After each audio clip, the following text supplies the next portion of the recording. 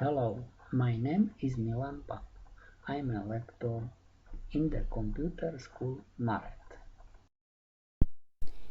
Let's start lesson 002, AutoCAD selection of entities with command wpolygon.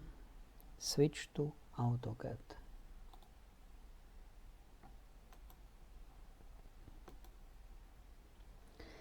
Selection of entities with command wpolygon. You have to draw polygon. AutoCAD selects all entities which are completely inside polygon.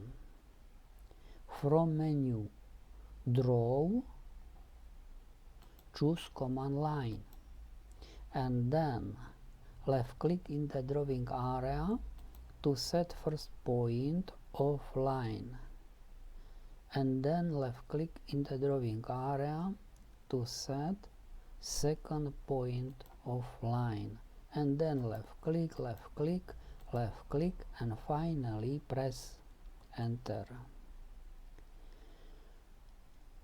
From menu Draw, choose command Circle and then select option Center Radius, and then left click in the drawing area to set center point of circle, and then specify radius, write 50 millimeters in the command line and then press enter.